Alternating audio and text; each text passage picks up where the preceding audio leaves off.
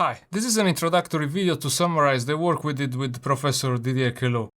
And in this playlist there are 4 videos from the interview we did with him. We'll also play a short audio clip where Didier makes some points about global warming issues. And the story is that in October 2019 the Nobel Prize winners in physics were announced. And one of the winners was astronomer Didier Queloz from the Cavendish Lab and from the University of Geneva. The Cavendish Lab at the University of Cambridge has had 30 Nobel Prize winners so far, and most of them were awarded between the beginning of the 1900s and the 70s. From the Cavendish Lab before Didier, Sir Aaron Klug got the Nobel Prize for the development of crystallographic electron microscopy in 1982. And that was 38 years ago. Didier was awarded a prize for the discovery of an exoplanet orbiting a solar-type star. He shared half of the Nobel Prize with his former PhD advisor Michel Mayor, and before 1995 Didier and Michel detected a Jupiter-like exoplanet called 51 Pegasi b, which orbits a star called 51 Pegasi. The discovery revolutionized our understanding of planetary system formation and started a new field of exoplanets. So back to the announcement of the prize, my collaborator told me that Didier was going to give a public talk in Cambridge, and that the talk was organized by one of his colleagues. So I contacted the organizers to see if we could film that, but then there were issues, so we couldn't make it. And so after a few weeks we contacted Didier directly, and he agreed to be interviewed around the end of November 2019. And Didier was interviewed by Majd Zassari from the Cavendish Lab. A few days before filming the interview I went to scout the location, which is the library of the observatory building of the Institute of Astronomy. Beautiful library. I mean, it gives a feeling of Royal Society if you've been there. And so we reached the location around 7 AM when it was still dark, and basically we had 4 hours to set up everything. In terms of gear, I used 2 of my Canon C200 cinema cameras and another Canon C200 from Oggi. Lighting was from my 2 Aputure LS Lightstorm, placed behind the subjects. So we spent some time fixing some Lee ND filters on the windows to avoid blowing the background. Sound was recorded with my Mix Pre 3 and with my 2 Sennheiser MK416, plus 2 backup Sennheiser AVX ME2 lapel mics. And during filming, I was monitoring the 3 cameras from my Atomos Sumo 19 inches. Everything was recorded in RAW, so I ended up with some 1.5 terabytes of footage, which is standard. So I graded the footage in DaVinci Resolve using a workflow that I've already discussed in a previous video, so you can have a look there. In terms of content, we split the interview with Didier into 4 parts.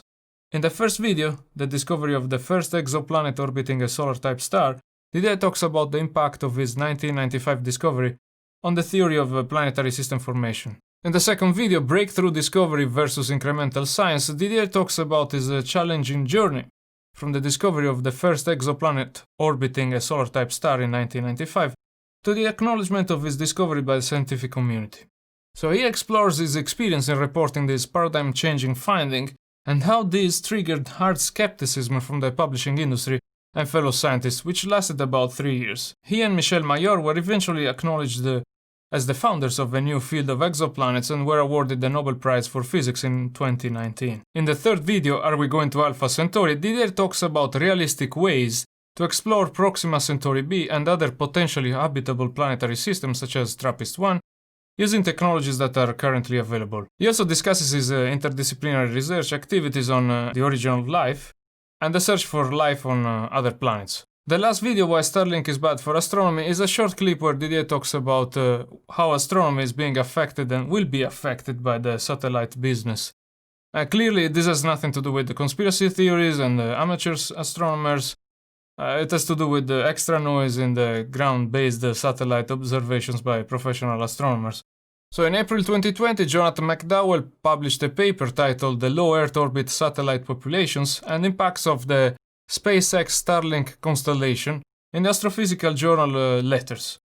So it discusses the current low Earth orbit artificial satellite population and shows that the proposed mega constellation of about 12,000 Starlink internet satellites would dominate the lower part of the Earth orbit.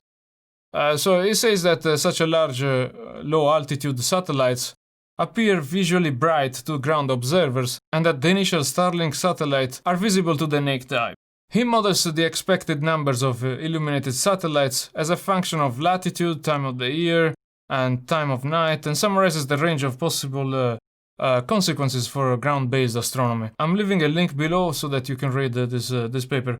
Then in March 2020, Elon Musk said that the SpaceX Starlink constellation will not cause any problems for astronomy, thanks to a new coating that will minimize the reflections. So in the same paper, McDowell writes that the new Starlink satellites, called DarkSat, after they had reached their operational altitude and final orientation, are now about 1 magnitude fainter than other Starlink satellites at a comparable altitude. So as McDowell writes, these satellites impact certain types of observations and certain observatories. People have different views regarding Starlink, so some people think that a widely available high-speed internet in remote areas is a priority compared to scientific measurements, and others argue the opposite.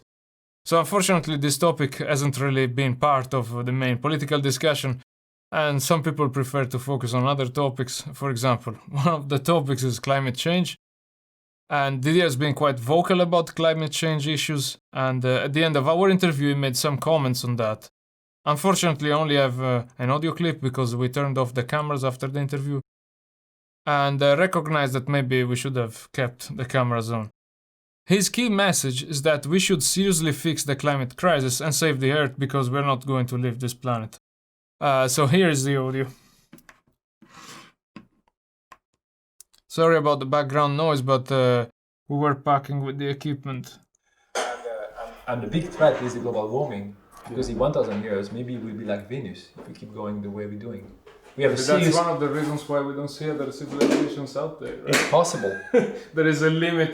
Venus 400 million years ago, 500 years ago, may have been like the Earth. I mean, terminal greenhouse effect, because they lack the carbonates recycling. We still have the system here, but there is a point when we'll pollute so much the systems that we will never stop the global warming. And the society doesn't realize this what's going on.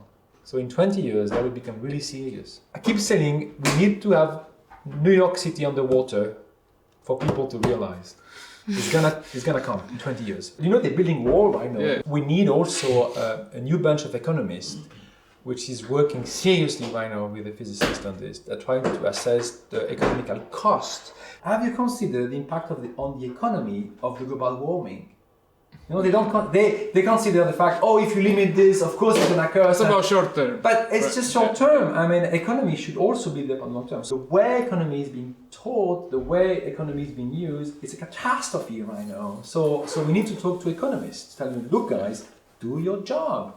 Try to assess the impact on the economy of global warming in 20 years, 50 years. If you rise the ocean by 2-3 meters, what is the impact of the cost to protect the city? 30% of the cities, people are living next to the oceans, to the water. So what is impact? The problem that there are people that think they can make money with this. So if you get if those ice caps they melt, maybe it's easier to go there and dig for oil and right. That's the problem. But that's okay. But you can count that. You count that and plus. To a balance of everything. You should do the full study. I mean, you should do a full study. Okay, let's imagine this is going to happen.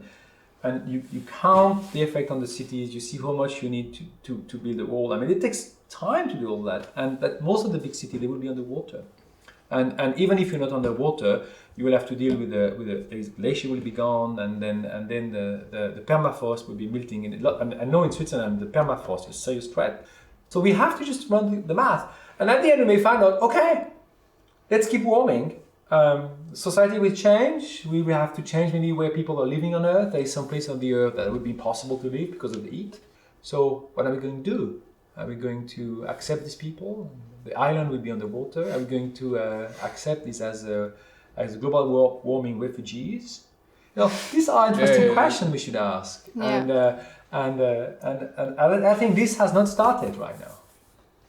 Yeah. And there is something I don't understand at all. Is people say, do you believe to global warming? I say, this is a joke. You may believe to God, but you don't believe to facts. The facts are there. Yeah. So you just look at the facts or do not look at the facts. You know exactly what happened in the trial of Galileo. When Galileo said, look in my telescope. No, we don't want to look because we know. You know, this is exactly the same stuff. And this is 500 years ago. They told them, you're right, a poor si muove. Yeah, in Pur si muove. So 500 years ago, people were arguing that way because it was a highly religious time. But today, it has no change. And I'm shocked right now. This is something I don't understand how far people can just claim they don't want to look at the fact right now in the 21st century. And that's something that doesn't make any sense. And I would rather they would say, okay, the fact of the fact, I agree, but I believe, I don't care because there's much more money to keep the warming up than trying to kill for that. That's fine. I'm happy for that if they do it. But let's do it that way and then try to balance it. And I think they make a big mistake because the cost of the global warming would be just massive. They have no idea how much it's going to cost. They have no idea. So I hope you enjoyed this introductory video and the interview with Didier. And thanks for watching.